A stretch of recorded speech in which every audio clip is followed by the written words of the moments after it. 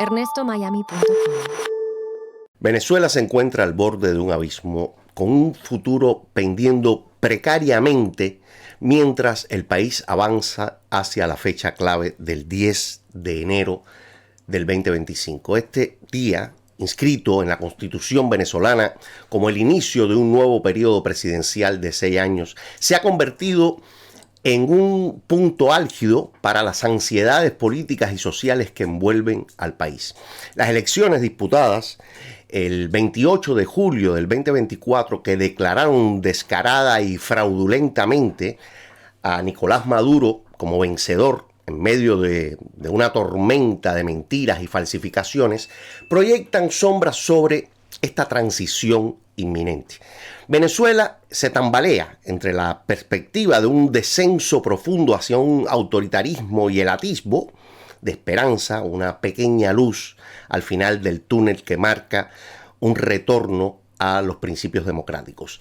En el centro de este drama político se encuentra un choque de narrativas, cada uno compitiendo por convertirse en la historia definitoria del destino de Venezuela. De un lado está Maduro, heredero del legado socialista y autoritario de Hugo Chávez, decidido a aferrarse al poder y mantener el dominio del régimen chavista. Su narrativa se basa en la resistencia frente a las fuerzas imperialistas, ese viejo discurso populista que Castro le intercambió a Hugo Chávez por su preciado petróleo, presentando a Venezuela como un bastión de lucha contra la agresión estadounidense y un defensor de la justicia social para los oprimidos. La vieja historia de entrégame tu libertad a cambio de un futuro mejor, futuro que nunca llegará. Del otro lado está la oposición, una coalición de diversas fuerzas políticas unidas por su rechazo al gobierno de Maduro y su anhelo de una Venezuela libre de corrupción, represión, carencias y desesperación económica. Una elección robada al pueblo venezolano, donde las figuras más sobresalientes son, por supuesto, Edmundo González y María Corina Machado. Ambos representan a más de 7 millones de votantes que exigen su lugar legítimo en una sociedad democrática. Aunque Maduro parece mantener el control de las principales palancas del poder, incluidas las Fuerzas Armadas y el Poder Judicial, la oposición sigue siendo desafiante y prometen desafiar la toma de posesión de Maduro e impulsar una transición política. Mientras tanto, la comunidad internacional observa con gran expectación y expectativa, dividida entre su compromiso con los principios democráticos y su reticencia a intervenir en los asuntos internos de una nación soberana. El significado del 10 de enero trasciende su mera función constitucional.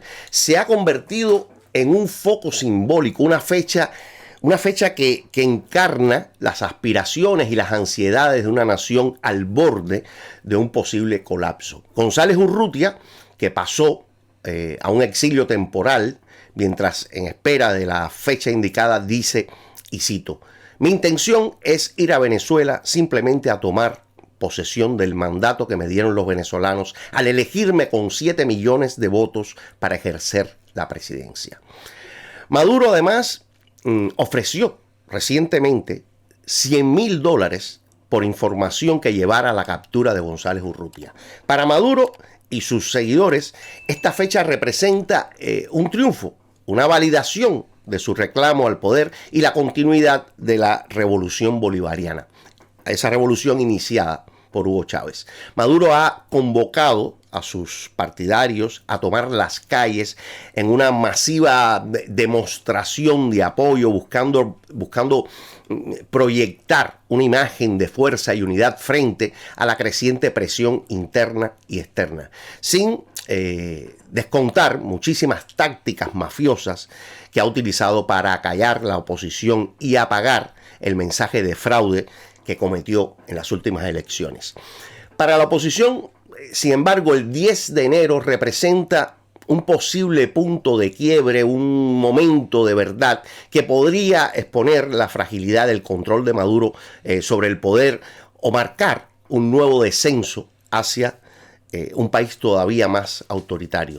Los líderes opositores han insinuado acciones estratégicas planeadas para los días previos y posteriores a la toma de posesión, aunque la naturaleza exacta de estas acciones en el momento que grabo este video no están muy claras por motivos seguramente estratégicos. Maduro y sus matones, no olvidemos a Diosdado Cabello, han lanzado amenazas para la vida de aquellos que se atrevan a protestar el fraude perpetrado por ellos. Frases que invitan al derramamiento de sangre como la van a pagar muy caro. Los riesgos son altísimos para todos los involucrados. La posibilidad de violencia es significativa, ya que el desafío de la oposición podría ser enfrentado con una dura represión por parte del régimen, inflamando aún más las tensiones y potencialmente sumiendo al país en un caos. Sabemos, la historia nos lo demuestra constantemente, de lo crueles que suelen ser aquellos que quieren mantener el poder a toda costa. Matarán, lo han hecho. Dispararán, lo han hecho. Tirarán los tanques sobre la población, lo han hecho.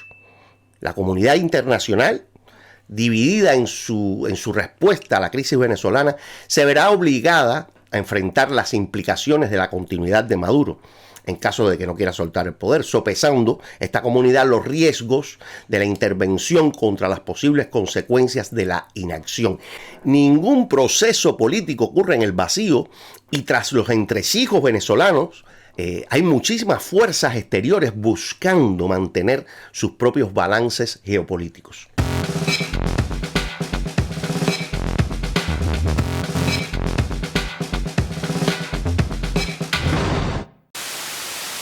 La respuesta internacional a la crisis venezolana se ha caracterizado por una marcada falta de unidad, reflejo precisamente de las complejas dinámicas geopolíticas en juego y los intereses divergentes de actores clave, mientras que algunos países, Estados Unidos, Argentina, Uruguay, Ecuador, Perú, Panamá y Costa Rica, reconocieron la victoria de González Urrutia, otros como China, Rusia, Qatar, Irán, Cuba, Siria, Bolivia, Nicaragua y Honduras aceptaron los resultados amañados y sin ninguna prueba documental que ofreciera el Consejo Nacional Electoral Oficialista de Venezuela, dando por ganador a Maduro.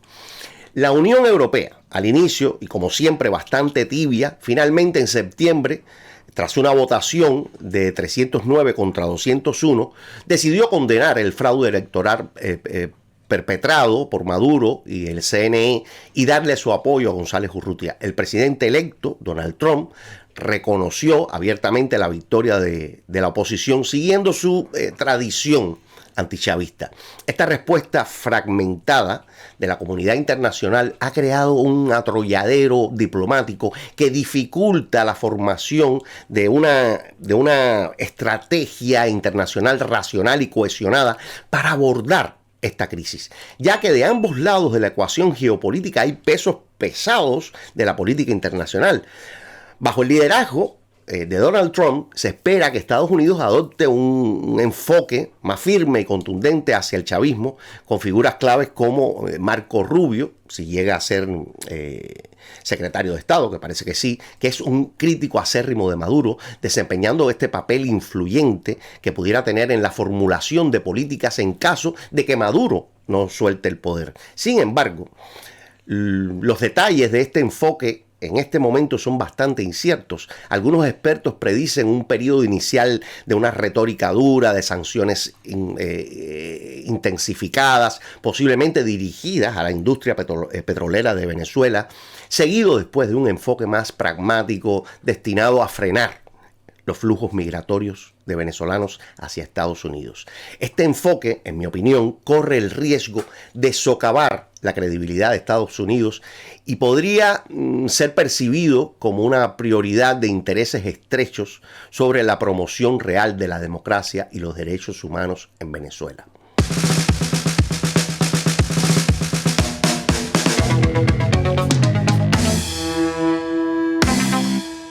La crisis venezolana no es meramente un concurso por el poder político, una batalla entre dictadura y democracia, es también una batalla por las mentes, por los corazones, una lucha por definir la narrativa que dará forma al futuro de la nación. Maduro ha buscado enmarcar su permanencia en el poder como un acto heroico de resistencia contra una implacable campaña de agresión liderada, por supuesto, por Estados Unidos, presentándose como un defensor de la soberanía venezolana y un campeón de los pobres y los marginados. Este es el viejo discurso castrista que crea un enemigo inexistente para justificar su mandato y su poder. Pero es un discurso tan trillado que ya ni muchos de los antiguos defensores del chavismo se lo creen. Y eso se demostró en una elección que dejó clarísimo en las urnas el cansancio y el desprecio de una nación por un proyecto socialista fallido. El simbolismo es claro. González Urrutia ganó hasta en el colegio electoral donde votara el fallecido Hugo Chávez. El sentimiento antiimperialista, el resentimiento histórico que trata de vender a la izquierda contrasta con la realidad de un país con las más grandes reservas petrolíferas, incapaz de producir y sufre de escasez de una materia prima que tiene que importar. Es como si los bereberes tuvieran que importar arena porque son incapaces de usar la que tienen ahí en el Sahara. Este es el resultado de toda sociedad socialista, sea marxista o sea el socialismo del siglo XXI. Por otro lado, la oposición ha tratado de contrarrestar esta narrativa victimista, destacando la cruda realidad de la vida bajo el gobierno chavista de Maduro. La corrupción rampante, las crisis económicas paralizantes, la inflación, la carencia de productos básicos, la erosión de las instituciones democráticas y las violaciones de los derechos humanos. María Corina Machado, como lideresa motivadora, ha sabido pintar un cuadro de una nación con necesidad y deseos por el cambio. Ha sabido hablarle a su pueblo desesperado y esperanzado por un retorno a la normalidad y un futuro donde sus necesidades básicas sean satisfechas y sus derechos individuales sean respetados. En última instancia, son los venezolanos quienes llevan la peor parte de esta crisis prolongada. Los años de mala gestión económica por parte del chavismo y de apostar a un sistema socialista incapaz han sumido al país en un desastre humanitario. La escasez de alimentos y la escasez de medicinas es generalizada, la inflación es galopante y los servicios básicos como electricidad y agua son inestables e inexistentes para muchísimos venezolanos.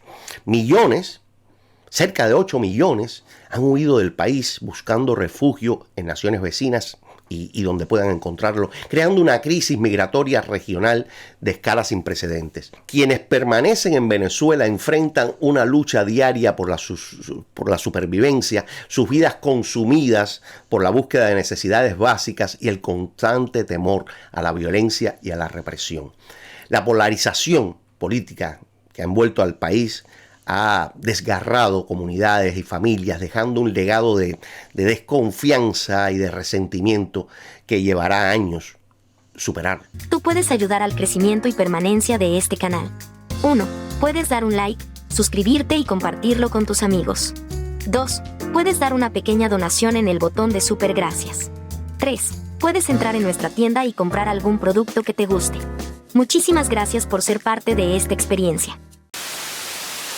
¿Qué pasará el 10 de enero del 2025? Pues diría que es un desenlace incierto. La posibilidad de una transición pacífica del poder es escasa, ya que Maduro parece decidido a permanecer en el poder a toda costa. La oposición, aunque desafiante y muy dispuesta, enfrenta una batalla cuesta arriba contra un régimen que controla a las Fuerzas Armadas, las fuerzas represivas, el poder judicial y que muestra poca o ninguna disposición a negociar una salida pacífica. La comunidad internacional, dividida, vacilante, corre el riesgo de agravar la crisis por acción o por inacción. A medida que Venezuela se acerca a ese día, Las esperanzas y ansiedades de su pueblo están entrelazadas con los cálculos que muchas veces nada tienen que ver con los intereses legítimos del pueblo venezolano, los cálculos de las potencias globales y los impredecibles caprichos que tiene la historia. Los acontecimientos del 10 de enero y los días que le sigan probablemente determinarán no solo el destino inmediato de Venezuela, sino también el curso de su futuro por los próximos años. Venezuela, el mundo observa, esperando una resolución pacífica, pero preparándose para la posibilidad de una crisis más profunda con consecuencias de largo alcance para toda la región. A fines de los años 90, los cubanos exiliados que conocíamos la gravedad del comunismo y hacia dónde gravitaba Chávez, advertimos a los venezolanos del peligro. Hoy todos vemos con un atisbo de esperanza que Venezuela pueda salirse de esa sarna política y nos muestre a quienes la padecemos que hay un mañana, que hay alguna posibilidad de poder salirnos de ese perro rabioso que es el comunismo. Pues como dice el dicho, muerto el perro, se acabó la rabia. Si llegaste hasta aquí, suscríbete, déjame un like y te leo en los comentarios. Muchísimas gracias por tu compañía y recuerda, vive y deja vivir.